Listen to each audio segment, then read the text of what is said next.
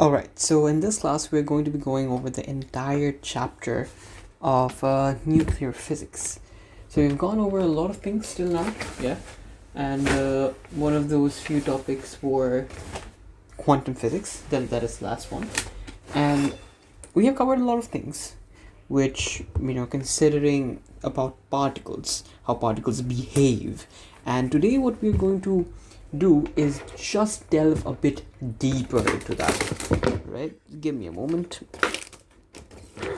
All right, so we're just going to delve a bit deeper, that is inside the particles in some essence, and how the subatomic particles behave, or what the nucleus behaves like, as the name suggests, nuclear physics, how the atom itself behaves. And we're going to delve a bit into the atom itself, right? So we're going to see a lot of nuances about how atoms behave in multiple different situations, right? So we start off, what is it that we study about in nuclear physics, especially with the constraints of this syllabus. We have talked about quantum physics till now, and we have studied about wave behavior of electrons. Now we just go beyond the electrons and talk about, let's say, the protons and the neutrons, and collectively they're called nucleons, right? By nucleons I mean to say protons plus neutrons. Makes perfect sense. Let's move on. And nucleons are found where? The nucleus. Makes perfect sense. Great. Now, the first thing we want to talk about is how does the nucleus itself produce or release energy? Sounds interesting? Let's go. So one thing we know is something called the decay. The nucleus, or the atom itself, apparently decays and it releases energy. And what we want to understand is how is it that we think of radioactive decay and whatnot. How is it that the atom is releasing energy? Right? How is it that it is releasing energy? Let's see. So one term we want to be familiar with is called the binding energy. It's a very interesting thing, and let's see what it really means. So let's say we take a random nucleus, and we're talking about specifically in this case helium. Could take any, doesn't matter. And the helium is structured in such a way that, let's say there are two electrons in orbit. I hope my chemistry is good right now. And there are two protons and two neutrons. Beautiful. And they have a nucleon number of 4, if you guys didn't know, right? Or mass number of 4, if you guys didn't know. Like 4U mass number, we often say. Okay, perfect. So two protons, let's denote it as what color do protons get denoted by? Red. Protons, two protons. I mean, the diagram is absolutely not necessary, but I just feel like drawing it, so bear with me. Perfect. Now, this is the nucleus, and the 4 subatomic particles that you see we call the nucleons. And we approximate and say both the neutron and the proton have approximately the same mass, and the amount that we consider is 1U, and you can say it is 1 atomic mass unit. Makes sense? Okay. So this is something you must have heard of, learned about, worked with in chemistry, especially when talking about physical chemistry, I guess, right? Great. Now, what is that amount? 1.67 into 10 to the power minus 24. Good. So each of these nucleons, we say it's worth U mass, and the amount of this U is 1.67 into 10 to the power minus 24.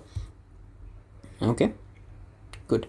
So now the helium nucleus mass is supposed to be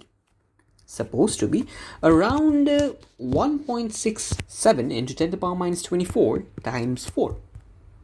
Why is this the calculation? My friend, there are two protons and two neutrons. What is the nucleon number? 4. So how many U do we consider? 4U. Is that not right? That makes perfect sense to me and should make sense to you as well. So 4 times whatever the amount is of U, And the value that I do come across is 6.68 into 10 to the power minus 24. Everything is brilliant till now. So this is the mass of the nucleon of a helium. Practically should be.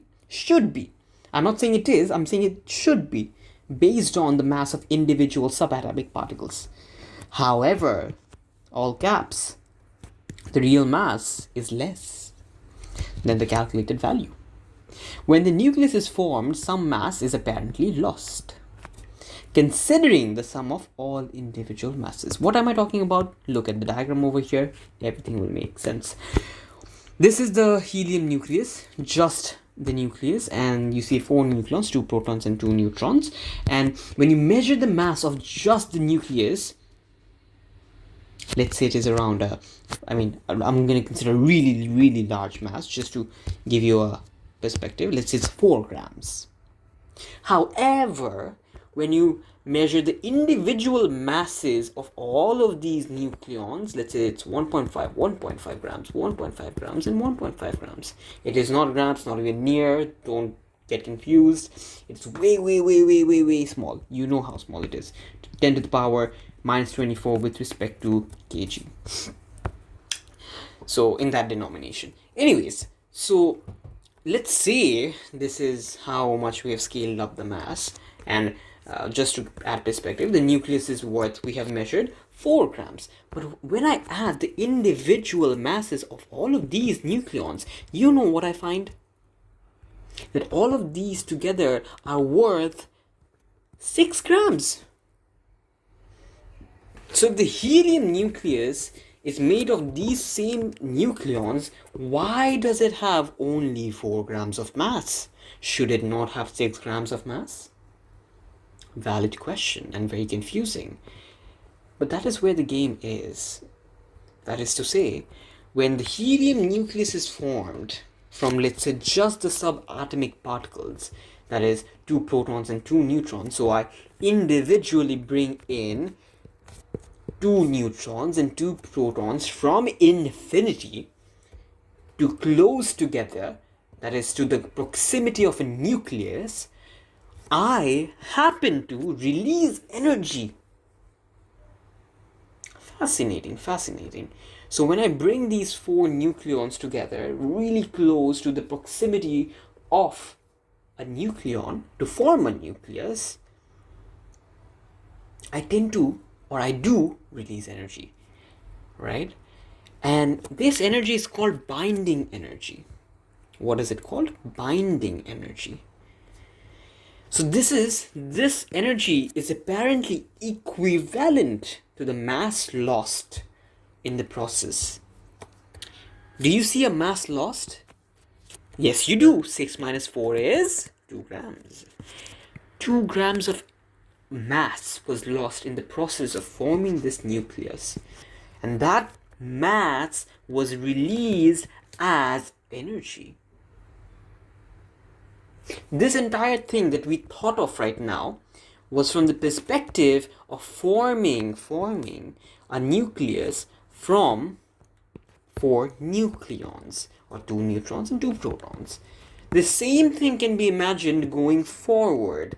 That is, having a nucleus which has a mass worth 4 grams, to break it apart and make them 4 separate nucleons, which is infinitely apart from each other, or separate entities itself.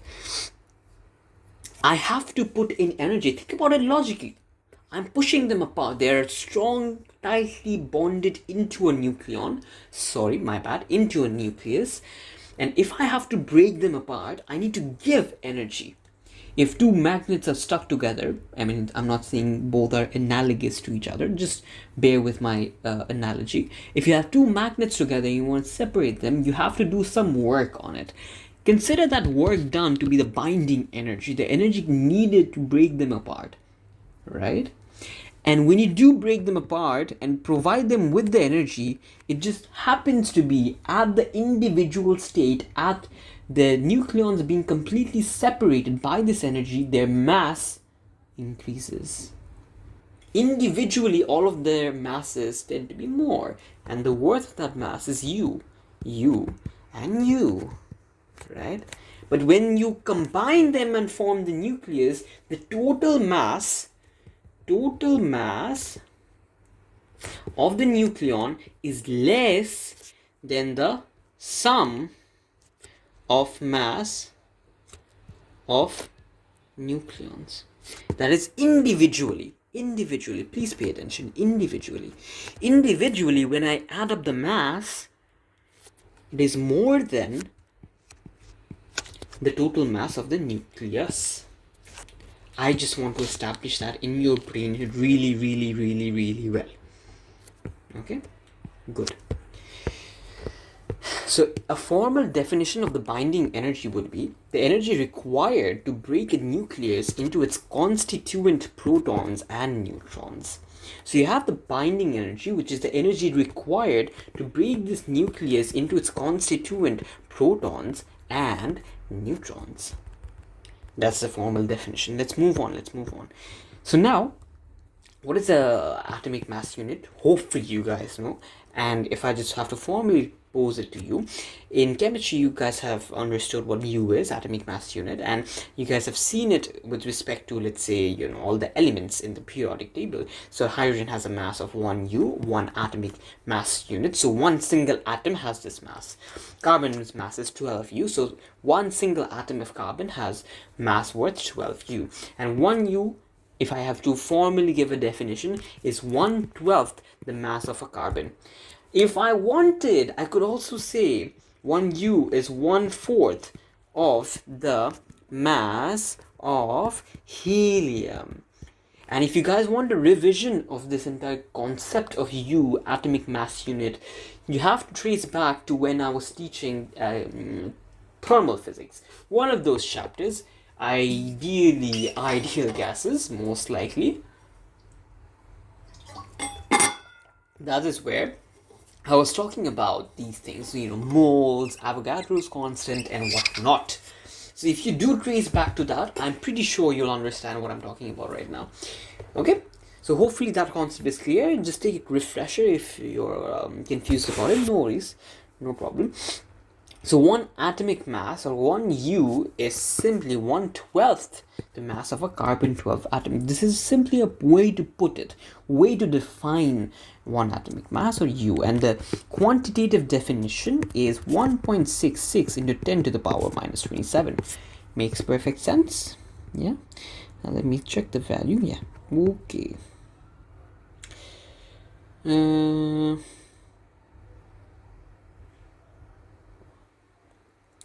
Right, this is where I see the difference. So at one place I wrote into 10 to the power minus 27, and the other place I wrote 10 to the power minus 24, which is technically wrong, and I need to correct it. So what is the atomic mass unit? And 1 into 10, 1.6 into 10 to the power minus 27. This is supposed to be correct. That is what I was imagining. Oops, I need to correct this. Perfect. Right, so yes, it should be 1.67 into 10 to the power minus 27. My bad. Calculations will be definitely different. Okay, yeah, okay. My bad. Ooh, okay, perfect. So now, adding that to the perspective, one atomic mass unit, or 1 U, that is the mass of a typical proton or a neutron, is going to be 1 U. Okay. Right. By the way, how many nucleons does hydrogen have? 1. And what is that nucleon? Is it a proton or is it a P or a N? Is it proton or a neutron? Right? That is the question. And if your answer is it is a neutron, then you're wrong. No, it is a proton. So the only nucleon that hydrogen has is a proton. That is why when hydrogen gets ionized, it has a +1, right? Because the hydrogen atom just has a proton in the inside, that is in the nucleus, P, 1p, and it has an electron, that is obviously 1e, right? So it doesn't have any neutron, and its isotopes hydrogen's isotopes would have a neutron. Okay, so isotopes basically mean that difference in nucleon number, and that difference comes by adding more neutrons or subtracting more neutrons. So hydrogen's isotope will have different neutron number or add neutrons to the nucleus. Fair. So what is the real mass of neutron and proton? There's a slight difference. We assume it to be pretty much the same, but there's a slight difference. And if you go to, I guess, the third decimal place, you start noticing the difference. And the difference is, so for the proton, it's 1.6726 into 10 to the power minus 27. For a neutron, it is 1.6749 into 10 to the power minus 27. So approximately there is a 0.001 difference delta, 0.001 u delta. So in terms of u, this is difference between these two. And of course, in case of electron, it is much less heavier, much less. So we don't even consider electrons when considering the mass of an atom. This is why, because the mass of electron is very, very negligible in comparison. Okay, so now what is the mass defect? This is where the game is. This is where the interesting part starts. How does a nucleus really release energy? This is how. So what is the mass defect? As we saw above, there is a difference in the mass between sum of individual nucleons. That is, if I individually sum up all the individual protons and sum up individually all the neutrons, the mass that I have, sum of these individual protons, is larger than the mass of the nucleus itself that combines all of these four particles, right? So there is a difference in mass, and this difference in mass is called the mass defect, right? And this mass defect is the difference between the mass of our nucleus and the sum of the individual masses of the protons and neutrons. This is the formal definition. Please note it down. Okay, perfect. So where did the mass go? I just told you guys, if you pay attention to what I say, it is binding energy. So that mass defect, the difference in mass, the delta in mass, has been released as binding energy. Okay, binding energy.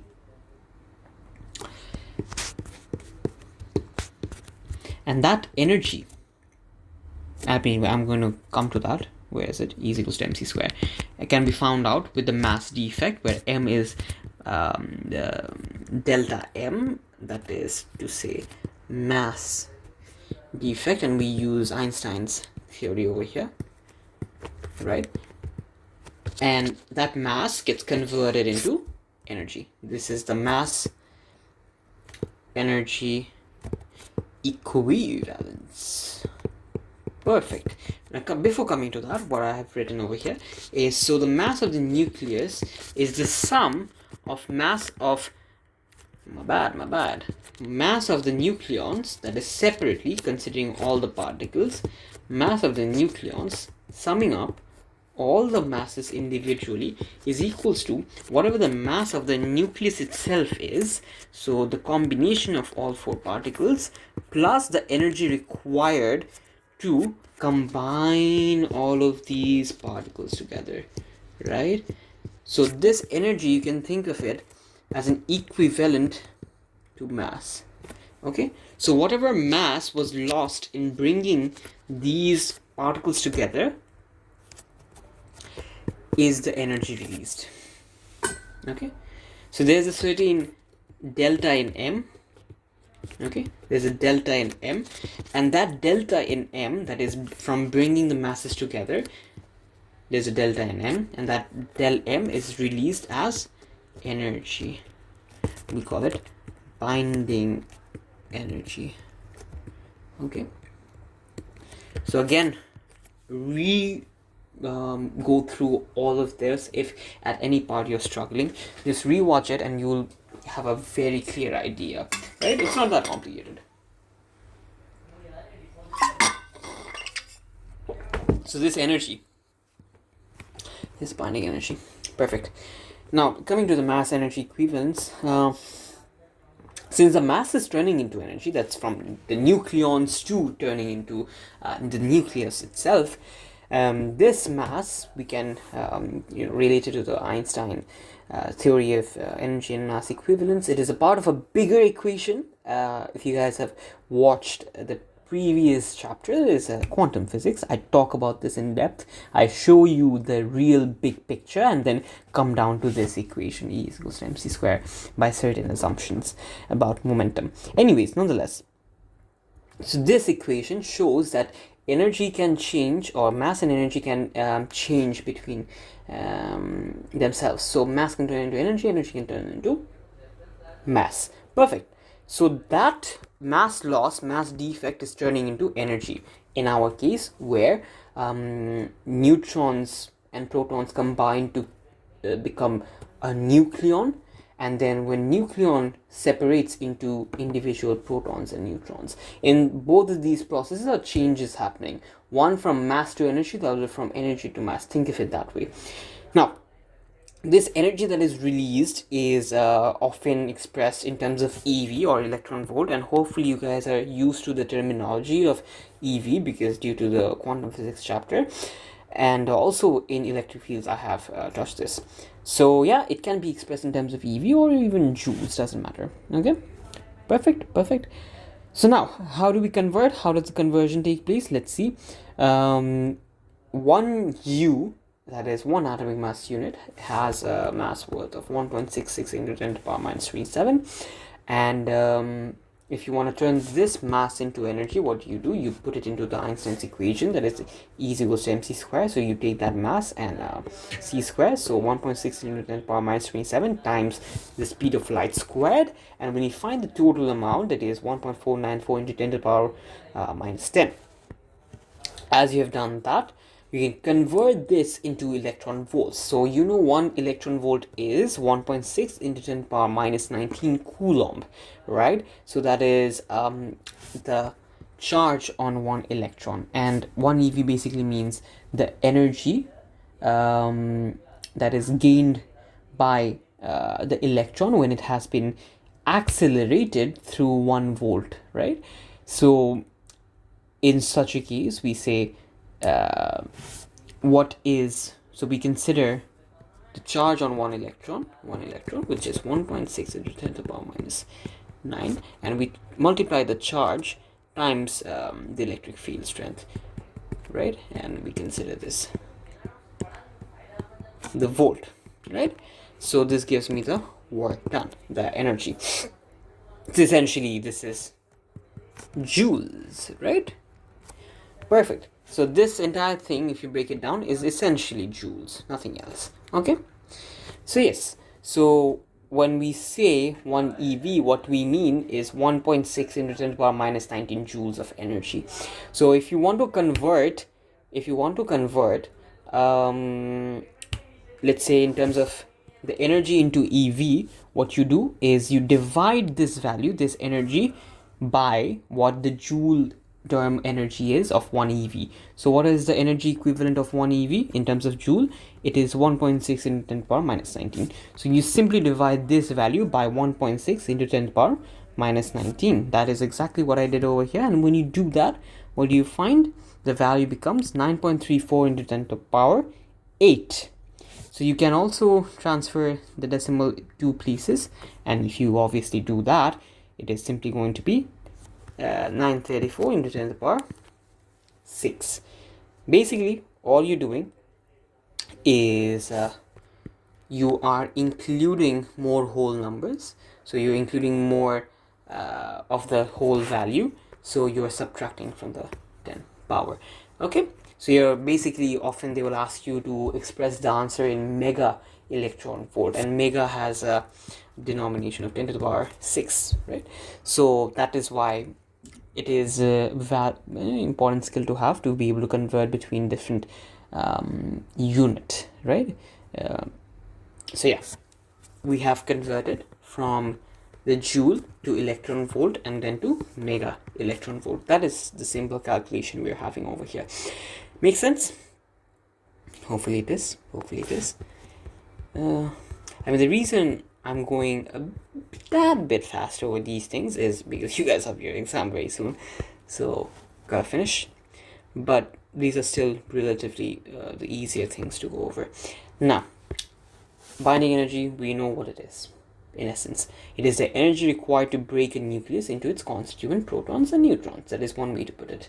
And it can also be said that it is the energy, don't write this, but I'm just saying it to you, that binding energy can also be explained as the energy released when the individual nucleons come together and form a nucleus, right? So when these come together and form the nucleus, there's an energy released, and that energy comes from the mass lost.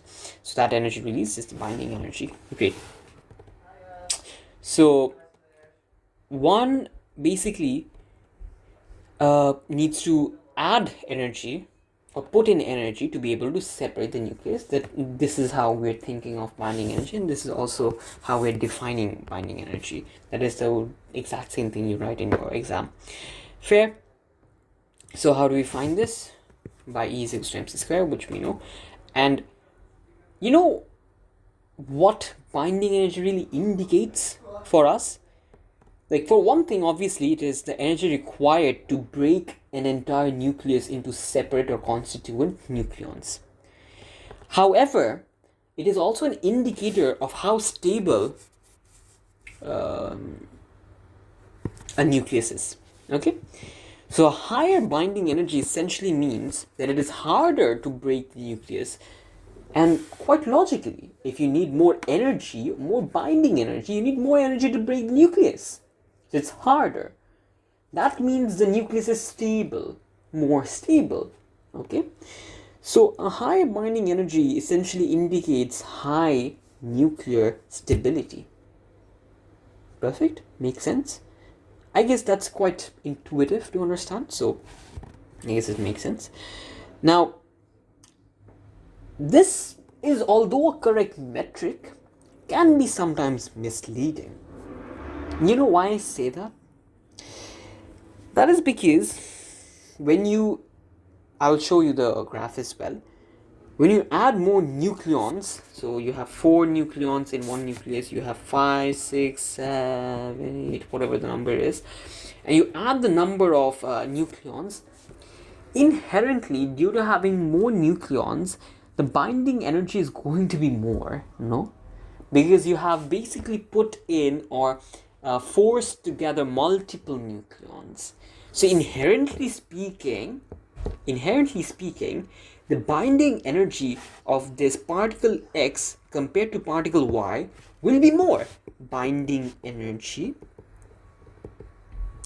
of this will be inherently more because there are more nucleons. So to put them together, I have probably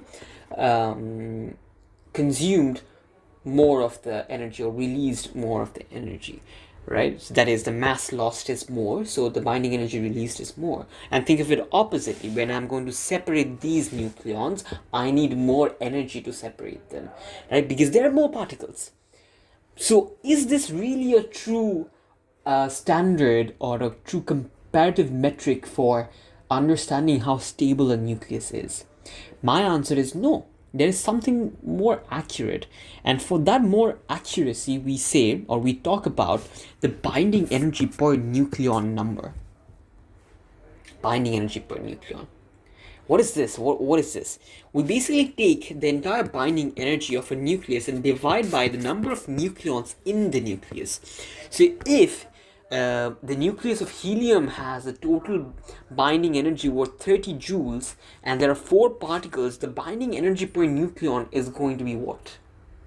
What is it going to be? Let's do the division. So 7.5, I guess. 28, 4 times 7, 28, about 2 is left, 5, yeah, 7.5, hopefully. So 7.5 joule is the binding energy per nucleon of a helium atom. Or I mean a helium nucleus. Great, it makes a lot of sense to me. So why is this more accurate? Because if the binding energy per nucleon increases, that means inherently the entire the entire nucleus is more stable. Why? Because I'm comparing apples to apples. I'm comparing nucleon to nucleon. How much energy do I need to separate each nucleon out? And if the binding energy per nucleon is more, that inherently means that more energy is required to separate the entire nucleus, right? So for me, the binding energy per nucleon is a much more important metric, because that gives the accurate description of how the binding energy is changing regardless of adding more nucleus. So basically, if I now show you the graph, well, where's the graph? This is the binding energy per nucleon axis, y-axis, and this is the mass number. Whatever, forget about this. So as we go from helium to carbon to oxygen to whatever that is, to magnesium to silicon to iron, as we go, that is, increase in mass number, increase in mass number indicates different elements in the periodic table. So in a chronological order, we are going from low to high atomic number or mass number. So what we see is the average binding energy per nucleon keeps increasing. So you add more nucleons, it does keep increasing. That is, the amount of energy needed per nucleon to separate them to infinity increases. There are anomalies over here that doesn't follow the trend, and I will explain those. But notice, Fe is the most stable out of everything. It has the highest binding energy per nucleon. Most energy is needed per nucleon to separate from a iron nucleus. And notice, beyond this, it also fades. That is, binding energy per nucleon decreases. It could be that the binding energy keeps increasing. 100% that could happen. But per nucleon it decreases after iron. Why? We will traverse into that and in good detail. But what I want to tell you guys right now is, notice how the average binding energy per nucleon gives me a more fuller, better, accurate, comparative picture. Right? This is what I want to flag post in your head. Why binding energy per nucleon is important. Right? Hopefully that is vivid and clear to you. Okay. So this is the formula. Take the binding energy and divide by nucleon number. This is something you can practice. Take a screenshot. Good. Now, I've described this in some essence. Now let's proceed with further analysis. So, you see, iron is the most stable, and just an inherent property of what iron is. And I'm going to talk about why that's the case. Let's see. Right now, we know till iron, binding energy per nucleon keeps increasing as you add more neutron or proton to the nucleus. So as the nucleon, as the nucleon number increases till iron, the BEPN, binding energy per nucleon, increases. This is point 1. Point 2 is, beyond Fe, BEPN decreases. Okay, it's a stable decrease. Okay, so this essentially shows that it is not necessary that it will always increase, that is, binding energy per nucleon will always increase if you increase the number of nucleons. And this graph proves that. And this is where the concept of fusion and fission comes in. Naturally, fusion takes place from, let's say, hydrogen to something called helium to iron. Iron is the last step of fusion, naturally happening in our sun even. So when fusion takes place, Fe or iron is at the most core. There are other metals, I won't disagree with you, because the temperature is really high, a lot of things are happening, so there are other metals as well. 100%, I'm not going to disagree about that. But naturally happening, and what's going to happen is iron is the most found compound right at the core of the sun, and is seen as the last step of fusion happening at scale when you consider the entire mass of sun, at least. So yeah, fusion takes place to reach a final step of iron.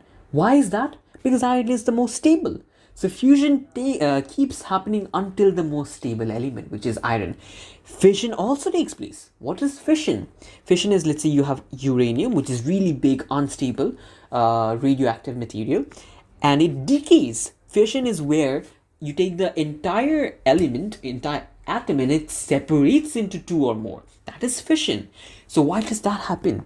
Because it tries to reach a equilibrium position or a more stable state, which is iron, and that is why fission takes place, because it goes towards a more stable element. So in both cases, fusion or fission, both processes are going towards a more stable element. That is the entire concept over here. That is what we want to do. A more stable state, iron. In this case, I mean in the universe, in our case. Great, makes a lot of sense till now, hopefully. So now let's understand the trend bit by bit. The first thing I want to tell you guys to clarify the concept is how is it possible that in a nucleus you have protons and also neutrons living together? Don't the protons repel each other? But that is what we studied in electric fields. So how do they stick together? The protons, how do they stick together? They are supposed to experience a high electrostatic repulsion. Isn't that true? Isn't that intuitive to think? Doesn't it make sense? 101% it does. However, I mean, they do feel. They do. But. Obviously, if they are sticking in the nucleus, something else is there, overpowering the electrostatic repulsion. And that force, my friend, is called the strong nuclear force. What is it called? The strong nuclear force. That, in essence, comes in or starts acting when you are in really close proximity. So when you're really close together, the strong nuclear force kicks in, right? So it is only acting when you are at short distances.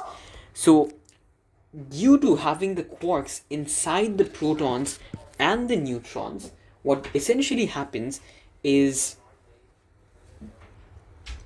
the subatomic particles are willing to stick together. So what is happening? Strong nuclear force is acting between the subatomic particles to keep them attracted to each other, right? And that is overpowering our electrostatic repulsion. That is in essence what's happening, right?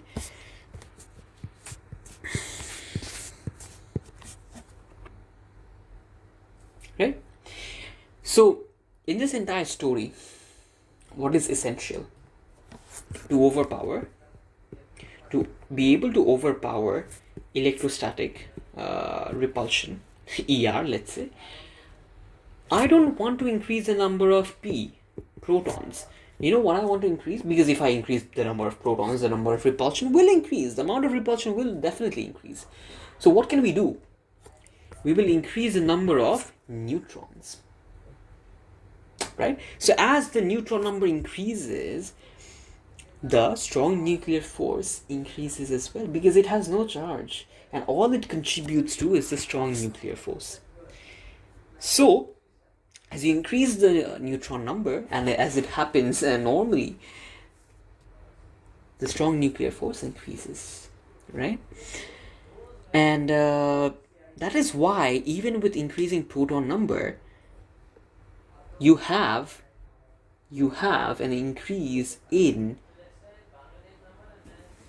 binding energy per nucleon, right? So this is why it's happening. The neutron numbers are increasing, the strong nuclear force is increasing as a whole, and till iron it is such that it is overpowering the electrostatic repulsion. And ultimately what is happening is the binding energy per nucleon increases till iron, right? That is why we see a general increasing trend in stability up until iron, right? This is the entire story. Now, why are these anomalies, the helium, carbon, and oxygen? Look, they have awfully high binding energy per nucleon. That is, helium has, carbon has, beryllium, no, not beryllium, oxygen has, and these are the off-putting ones. That is, awfully high ones. So why is that the case? So it's about how they're structured at the subatomic level. So if you really want to understand it, it has more to do with it is not in our syllabus, that's one thing I'll tell you, but it has more to do with the spin of the particles, and it's more to do with quantum physics. So you will have to understand that bit to understand why they're stable, right? So it's not in your syllabus. If you want to, just search up spins and get into the rabbit hole of understanding how everything works at that level, and hopefully it will make some sense to you. But it is simply, I would say, if I had to put it to you guys, the structure of the atom that it exists in, that it is awfully stable as in comparison to the element ahead of it and the element behind it. So hydrogen in comparison to hydrogen and lithium in comparison. So helium is more stable than both. So it's more to do with their structure, atomic structure, I mean. Great. So the carbon and oxygen is basically copy and paste of what helium is in different essence, and that is why they are also more stable in comparison to the element right before and ahead of it. Okay, perfect. So it just happens to be that iron is the tipping point where the stability stops in terms of increasing the nucleon number, because beyond the point the electrostatic repulsion takes over. Okay, and I'll show you even more so why. Okay, so the electrostatic forces try to ends up dominating over the strong nuclear force, making the nucleus less stable. Where's the graph? Oh, it's in this page, and this is the interesting part. This is where it will make a lot more sense. Okay, so till now what we have established that till iron, binding energy per nucleon increases. Why? Because strong nuclear force increases as well, because the number of neutrons are increasing, although number of protons are also increasing, but the effect of strong nuclear force in the close proximity of the size of nucleus is high. So strong nuclear force is really high due to the fact that the nucleus is really small. So till iron, it reaches a tipping point where it stops being as stable beyond the iron, that I mean to say. So till iron, it is the most stable, that is strong nuclear force is clearly overpowering, and BPN, or binding energy per nucleon, is the highest at iron. Beyond that, the nucleus basically grows too large, and as mentioned, strong nuclear force needs close proximity to act. So the number of protons are increasing, number of neutrons are also increasing, but proximity decreases and the nucleus becomes too large, which is why strong nuclear force, although it acts, is less, and the electrostatic repulsion starts acting more. So it overpowers the strong nuclear force and the stability decreases. It's still stable, 100% it's stable, but it just, comparison to iron, it decreases. That's what I'm going to say. Now, nuclear fusion and fission, as mentioned, these two processes are a byproduct of wanting to be more stable as an element, as an atom. So when does fusion take place? Basically, when you have the low atomic number of elements, their binding energy is practically much lower, and so they're less stable, we could say, by that definition. So due to less protons, their electrostatic repulsion is also low, as in comparison to their strong nuclear force as well. So what happens essentially, both electrostatic repulsion, ER, and strong nuclear force, both are decently low. and they want to get to a state where the strong nuclear force can increase a lot more, as in comparison to the electrostatic repulsion, and the binding energy per nucleon can increase. So this results in fusion taking place. So more of the, let's say, converting hydrogen to helium, the hydrogen atoms are going to combine together to get to helium, which is a much more stable element in comparison. So that is why, naturally speaking, fusion takes place. So now when this fusion takes place, I gave you a bit of an idea. When you have really heavy nuclei, they wanna break apart into more stable components. That is, it wants to break to ultimately iron, right? So that's how nuclear fission takes place. It wants to get to a more stable state, breaking down of the nucleus. Okay, this results in fission.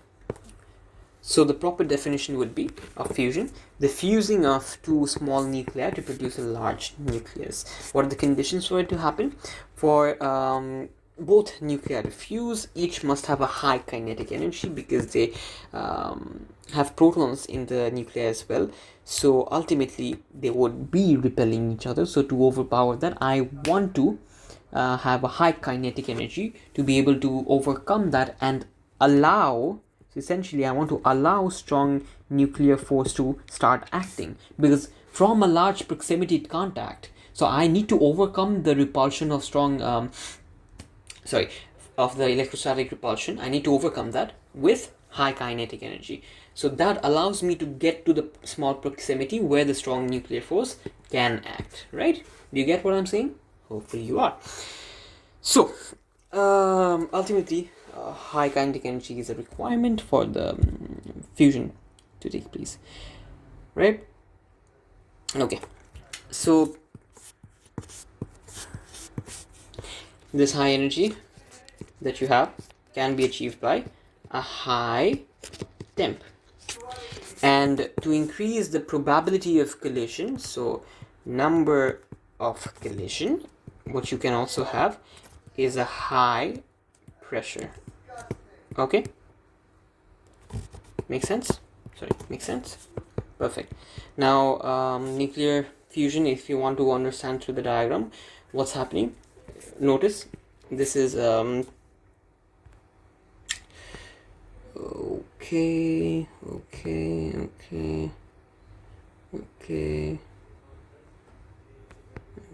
perfect. So now when you have atoms, let's say about 5 fm away, that is practically femtometer, I've written over here, so that is a unit in terms of distance, meters. This is a different denomination. It's very small, that's the point, in terms of how far they are. So when they are about 5 femtometer away, I'm talking about the separate, both of these are nuclei. Okay, so when they're really far away in comparison, in the femtometer scale, about 5 fm, there's repulsive force, and as they keep getting closer, repulsion increases. And what does this remind you of? Electric fields, E fields. So repulsion, when positive charges come together, there is repulsion, and by that equation, E field strength, if you guys remember, Q1 by R square, whatever the constant is, K. So it is a 1 by R square proportion, right? So it increases as you decrease the distance. That is the force. So that is exactly what is being followed over here. But after a point, strong nuclear force starts to act. And about by, I believe this is 2 fm, 2 femtometer, what really happens is strong nuclear force starts acting a lot more, right? And it overpowers the electrostatic repulsion. And that is essentially why there is attraction. And they can attract towards each other and form the nucleus. Do we get that? So yes, by the 2 fm mark, the strong nuclear force kicks in, and there is attractive force between the nuclei. And these are the four basic forces: strong nuclear force, weak nuclear force, electromagnetic force, and gravity. These are the forces we know of. Yes, that is practically it. And beyond this point, 0.5 femtometer, you again see repulsion, that is positive potential energy. What that means is they start overlapping their positions, essentially speaking. So that is where, so let's say it's like they're trying to overlap each other's position, and that's where the repulsion comes in again. So beyond that point, they don't want any closer of proximity, right? So there's again a repulsion over there, and so about some distance over here, they're going to be stable and stick together, right? Perfect. So if you want to see the example of nuclear fusion, you have deuterium and tritium, and they are practically unstable, but well, they join together and fusion is taking place. They're at an unstable intermediary, and they form the more stable helium, and they release a neutron and also release energy. So that is to say, if I take the mass of these, sum of mass of let's say I, sum of mass of deuterium and tritium, D and T, that mass is going to be greater than the sum of mass of helium and the neutron released. So the sum of mass of deuterium and tritium is going to be larger than the sum of mass of helium helium nucleus, and the neutron. So if I sum them up, the mass is going to be less than sum of deuterium plus tritium, and that mass defect, that delta M, whatever the amount is released as energy. Okay, so this is deuterium, tritium converting into helium and a neutron and releasing energy. Okay, so this is the binding energy, of course. Okay. Now, in the sun, a multi-step fusion takes place. You might want to take note of this. It may be important. I don't know.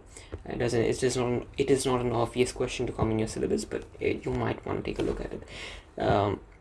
So yeah, there's hydrogen colliding together, and then forming the unstable intermediaries where there is deuterium. And this is, by the way, just another hydrogen itself. This is not a product of the previous reaction.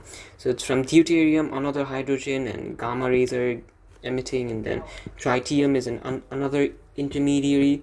So essentially after that, the tritium joins with another tritium, and what's happening is two hydrogen is being released plus a helium. So this is the multi-step process in which hydrogen converts into helium. Okay, so you can talk about two hydrogen converting into helium, 4 hydrogen, okay, converting into helium. So this is pretty much the multi-step process. There are other obviously hydrogen coming in, leaving. Okay, so yes, that is pretty much the case, and the fusion keeps happening in the sun, at least until the most stable element is formed, which is iron. And again, yes, multiple other reactions do take place. It is not impossible that iron will fuse with iron and form something else. It is possible. I'm not saying it's not possible. It's just that in terms of what is more likely to happen is that you're going to see a much larger deposition of iron at the core of sun. So since the sun has high temperature and not just high, extremely high temperature and extremely high pressure, a lot of weird things can happen over there. A lot of weird fusion and fission can take place. It's not unlikely. But at the scale of the sun, at the core, you will have iron as a most highest deposition. And when the entire fusion has stopped, right? When the entire fusion is stopped, that is when the sun's fuel has run out and our sun has died, and we are all practically dead by then. But that's not happening in our lifetime, so nothing to worry about. And this is pretty much a lecture I've given so many times. I remember talking about SN supernovas and stars in general, and this is the same thing I had to talk about about 10 to 12 times, and it's interesting. It's still interesting to me, but nonetheless, this is the most repeated thing I've taught till now in the entire fusion, fission, and star thing. But anyways, it's pretty interesting. You might want to get into this. So you see at the core of it you have iron, and at the outermost it is a hydrogen envelope, and then this sliver you have the entire fusion taking place from hydrogen to helium, and there are other fusions taking place all throughout the sun's volume. Fair.